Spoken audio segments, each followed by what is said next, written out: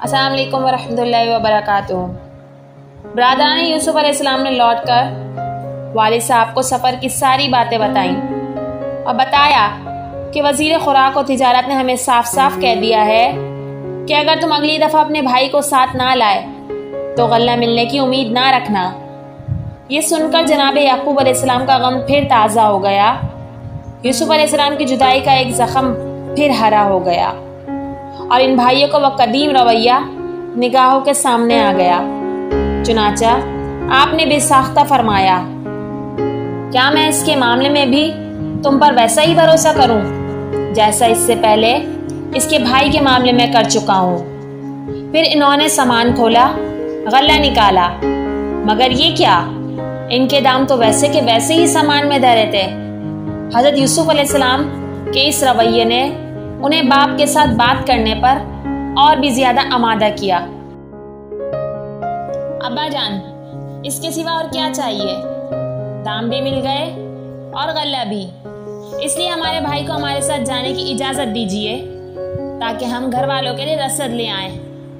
हम भाई की हर तरह से हिफाजत करेंगे और एक ऊंट के बोझ के बकदर इस दफा गल्ला ज्यादा लाएंगे।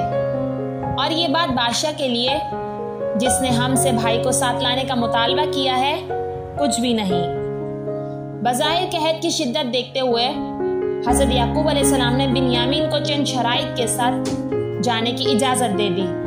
चुनाचा आपने अपनी औलाद से फरमाया, मैं तुम्हें इस शर्त पर बिन्यामीन को साथ ले जाने की इजाज़त देता हूँ कि तुम मेरे साथ खुदा के नाम का पुख्ता अहद करो कि इसे मेरे पास वापस ज़रूर ले आओगे जब तक के मजबूर ना कर दिए जाओ और घेर ना लिए जाओ। ब्रादरान यूसुफ ने भी खुदा के नाम के पुख्ता अहद वालिद साहब को दे दिए। तब हज़रत याकूब अलैहिस्सलाम ने फरमाया, हमारे इस कौल पर अल्लाह निगहबान है। फिर आपने बेटों को वसीयत करते हुए फरमाया कि मिस्र पहुंचकर सब के सब एक ही दरवाजे से शहर में दाखिल मत होना, बल्कि मुतफर्रिक दरवाजों से दाखिल होना। गर्ज ब्रादरान यूसुफ बिन्यामीन समेत रसद लेने मिस्र पहुंच गए। अब जनाब याकूब अलैहिस्सलाम के पास इनका एक बेटा भी ना बचा। कुरान करीम में इसकी तफसीलात इस तरह बयान की गई है। तो जब वो अपने बाप की तरफ लौटे तो उन्होंने कहा, ए हमारे बाप, हमसे सामान रोक लिया गया है, सो तू हमारे भाई को हमारे साथ भेज कि हम गले का सामान लाएं, और बेशक हम इसकी ज़रूर हिफाजत करने वाले हैं। इसने कहा, मैं इस पर इसके सिवा तुम्हारा क्या एतबार करूं, जिस तरह मैंने इसके भाई पर इससे पहले तुम्हारा एतबार किया। सो अल्लाह बेहतर हिफाजत करने वाला है और वो सब रहम करने वालों से ज़्यादा रहम करने वाला है। और जब उन्होंने अपना सामान खोला तो अपने माल को पाया कि इनकी तरफ वापस कर दिया गया है। कहा, ए हमारे बाप, हम क्या चाहते हैं, ये हमारा माल हमारी तरफ वापस कर दिया गया है और हम घर वालों के लिए गल्ला लाएंगे और अपने भाई की हिफाजत करेंगे और एक ऊंट का बोझ सामान ज्यादा लाएंगे। ये बहुत थोड़ा सामान है। उसने कहा, मैं इसे तुम्हारे साथ हरगिज ना भेजूंगा यहाँ तक कि तुम मुझे अल्लाह का पुख्ता अहद दोगे कि तुम हर सूरत इसे मेरे पास लाओगे, मगर ये कि तुम्हें घेर लिया जाए। फिर जब उन्होंने इसे अपना पुख्ता अहद दे दिया तो इसने कहा, अल्लाह इस पर जो हम कह रहे हैं जामिन है। और इसने कहा, ऐ मेरे बेटो, एक दरवाजे से दाखिल ना होना और अलग अलग दरवाजों से दाखिल होना, और मैं तुमसे अल्लाह की तरफ से आने वाली कोई चीज नहीं हटा सकता। हुक्म अल्लाह के सिवा किसी का नहीं। इसी पर मैंने भरोसा किया और इसी पर पस लाजिम है कि भरोसा करने वाला भरोसा करे। और जब वो दाखिल हुए जहां से इनके बाप ने इन्हें हुक्म दिया था, वो इनसे अल्लाह की तरफ से आने वाली किसी चीज को हटा ना सकता था, मगर याकूब के दिल में एक ख्वाहिश थी जो इसने पूरी कर ली। और बिलाशुबा वो यकीनन बड़े इल्म वाला है, इस वजह से कि हमने इसे सिखाया था, और लेकिन अक्सर लोग नहीं जानते। ब्रादरान यूसुफ जब गल्ला लेने मिस्र पहुंचे तो आपने इनसे अजनबी बनकर रूखी गुफ्तगू की और पूछा, कहाँ से आए हो? बोले, कहत के हाथों तंग आकर सरे ज़मीन कनान से गल्ला खरीदने आए हैं। आपने कहा, तुम तो मुझे जासूस लगते हो जो हमारे मुल्क और इसके पैदावारी वसाइल और खुफिया राजों की जासूसी करने आए हो। ब्रादरान यूसुफ ने अपनी सफाई पेश करते हुए कहा कि हम हरगिज भी जासूस नहीं हैं। हम तुम्हारे गुलाम 12 भाई एक बाप की औलाद हैं। हमारा सबसे छोटा भाई वालिद साहब के पास है, जबकि एक भाई गुम हो चुका है। यानी भला ये बात अकल में समाने वाली है कि एक बाप के 10 बेटे जासूस हों। तब जनाब यूसुफ अलैहिस्सलाम ने कहा कि मैं तुम्हारी बात तब मानूंगा और तुम्हें जासूसी के इल्जाम से तब बरी करूंगा जब तुम वो 11वें भाई को ला के मुझे दिखाओ। आपने उन्हें 3 दिन तक रोके रखा। तीसरे दिन बुलवा कर कहा, मैं महज खौफ खुदा की बिना पर तुम्हें छोड़ता हूँ। लो ये गल्ला घर वालों के लिए ले जाओ। अलबत्ता मैं तुम्हारे एक भाई को अपने पास रोके रखता हूँ। अगर तुम लोग जासूस नहीं तो अपनी सच्चाई साबित करने के लिए वालिद साहब के पास ठहर के सबसे छोटे भाई को मुझे ला दिखाओ। अब बरादरान यूसुफ को वजीर खुराक और तिजारत के सामने अपने भाई यूसुफ पर किया वो जुल्म याद आने लगा, जब वो इनसे रहम की दरख्वास्त करता रहा मगर इन्हें जरा तरस न आया और बड़ी बेरहमी के साथ अपने बेयारों मददगार भाई को कुएं में फेंक दिया था। बेशक हमारी ये मुसीबत इसी जुल्म और सितम का नतीजा है। चुनाचा अब वो एक दूसरे को मलामत करने लगे। इतने में उनका एक भाई बोला, याद करो मैंने तुम्हें ऐसा करने से कितना रोका था। कुदरत की तरफ से आज तुम्हें इस सितम कशी की सजा मिल रही है। लुत्फ ये कि इनमें से किसी के तस्वुर में भी ये बात ना थी कि जिस यूसुफ को याद करके आज इन्हें नदामत हो रही है वही यूसुफ सामने बैठे इनकी गुफ्तगू सुन रहे हैं, क्योंकि आपने तर्जुमान के वास्ते से इनसे गुफ्तगू की थी जिस पर वो ये समझे थे कि शायद इन्हें हमारी जबान नहीं आती, इसलिए भरे दरबार में बड़ी बेबाकी से ये गुफ्तगू कर रहे थे। जनाब यूसुफ अलैहिस्सलाम ने इनकी ये सारी बातें सुनकर मुंह फेर लिया और गम से रोने लगे। फिर आपने हुक्म दिया कि इनके बर्तनों को भी गल्लों से भर दिया जाए और इनकी कीमत भी इनके इल्म में लाए बगैर इनके कजावों में रख दी जाए और साथ ही इन्हें ज़्यादा राह से भी नवाजा जाए। कहते हैं कि एक भाई ने सामान में रखी अपनी पूंजी देख ली तो सब बेहद कबीरा खातिर भी हुए और खौफजदा भी। बहरहाल आपने शमून को वादा पूरा करने की शर्त पर अपने पास गिरवी रखकर इन्हें रवाना कर दिया। घर लौटकर वालिद को सारा माजरा सुनाया तो वालिद बेहद नाराज हुए और कहने लगे, पहले मुझसे यूसुफ छीना जो आज तक ना लौटा, फिर शमून को मिस्र बेआसरा छोड़ा है और अब मुझसे बिन्यामीन भी छीन कर ले जाना चाहते हो।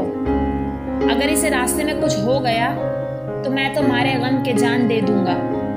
इस पर राबीन ने आगे बढ़कर कहा, अब्बा जान, बिन्यामीन मेरी जिम्मेदारी पर साथ कर दीजिए। अगर वापस ना लाऊं तो इसके बदले मेरा बेटा कत्ल कर दीजिएगा, पर आप ना माने।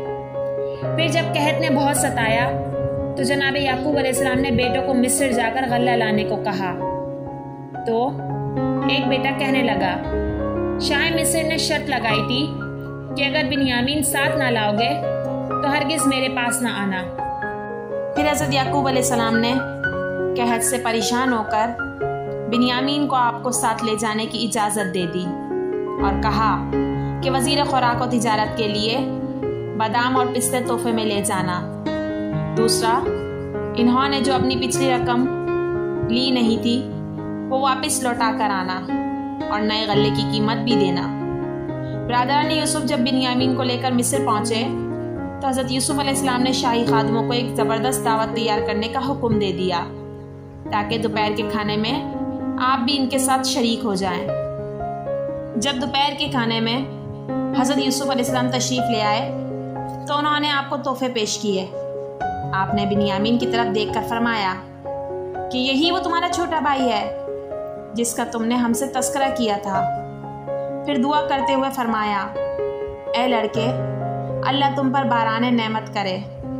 फिर भाई की मोहब्बत से दिल इस कदर बेकरार और मुस्तरिब हुआ कि आप इनके साथ बैठकर खाना तनाबुल ना फरमा सके और एक गोशे में जाकर रोने लगे।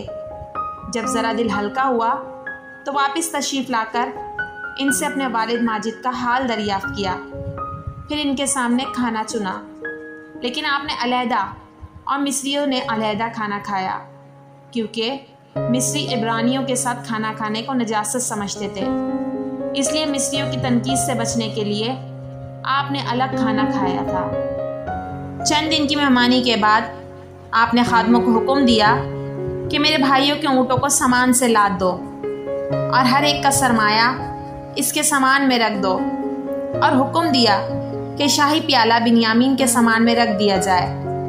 बरादरान यूसुफ अभी थोड़ी देर दूर ही गए थे कि हज़रत यूसुफ अलैहिस्सलाम के कासिद ने पहुंचकर ऐलान कर दिया कि शाही प्याला गुम हो गया है, और इन्हें सख्त मलामत की कि क्या ये एहसान का बदला है कि तुम लोगों ने बादशाह हज़रत यूसुफ अलैहिस्सलाम का ही प्याला चुरा लिया जिसने तुम पर इस कदर एहसानात किए थे।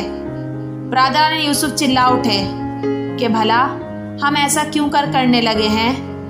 यकीन ना आए तो हमारे सामान की तलाशी ले लो, और बेशक जिसके पास से भी प्याला निकले इसे बादशाह का गुलाम बना देना। अब कासिद ने इनके सामान की तलाशी लेना शुरू की। पहले सबसे बड़े की तलाशी ली और तलाशी लेते लेते सबसे छोटे के सामान को टटोलना शुरू किया। लीजिए, बिन्यामीन के सामान से शाही प्याला निकल आया। अब हस्बे वादा इन्हें बिन्यामीन को कासिद के हवाले करना नागुज़ीर था, और ये बात बड़ी परेशान कुन थी कि अगर बिन्यामीन इन्हें दे बैठे तो वालिद को जाकर क्या मुंह दिखाएंगे। चुनाचा सब वापस मिस्र गए और हज़रत यूसुफ अलैहिस्सलाम से लगे रहम की इल्तिजा करने लगे। हज़रत यूसुफ अलैहिस्सलाम ने इन्हें इनके फ़ैल पर मरामत किया, इसलिए वो ये दरख्वास्त करने लगे कि बेशक आप सच्चे हैं, पर बिन्यामीन की जगह हम में से किसी एक को रख लीजिए। आपने बेगुनाह किसी को पकड़ने से इनकार कर दिया कि गुलाम तो इसे ही बनाया जाएगा जिसके सामान से शाही प्याला निकला है। बरादरान यूसुफ ने बहुत मिन्नत समाजत की, बतलाया कि बाप को इस बेटे से बेहद ताल्लुक़ है, वो इसके बगैर कभी भी चैन और सुकून से ना रहेंगे, मगर आपने बिन्यामीन को इनके हवाले करने से इनकार कर दिया। इस पर बरादरान यूसुफ ने सच होकर बिन्यामीन को, जिसने इन्हें इस नागहानी बला में गिरफ्तार किया था, भरे दरबार में तैश में आकर ये कहा, अगर इसने चोरी की है तो बेशक इससे पहले इसके एक भाई ने भी चोरी की थी।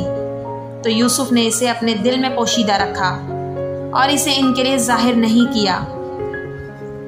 कहा, तुम मर्तबे में ज़्यादा बुरे हो और अल्लाह ज़्यादा जानने वाला है जो तुम बयान करते हो। अब बरादरान यूसुफ हर तरफ से मायूस हो गए कि ना मिन्नत समाजत काम आई और ना तबादला की पेशकश। वो इसके बगैर कभी भी चैन और सुकून से ना रहेंगे, मगर आपने बिन्यामीन को इनके हवाले करने से इनकार कर दिया। इस पर बरादरान यूसुफ ने सच होकर बिन्यामीन को, जिसने इन्हें इस नागहानी बला में गिरफ्तार किया था, भरे दरबार में तैश में आकर ये कहा, अगर इसने चोरी की है तो बेशक इससे पहले इसके एक भाई ने भी चोरी की थी। तो यूसुफ ने इसे अपने दिल में पोशीदा रखा और इसे इनके लिए जाहिर नहीं किया। कहा, तुम मर्तबे में ज़्यादा बुरे हो और अल्लाह ज़्यादा जानने वाला है जो तुम बयान करते हो।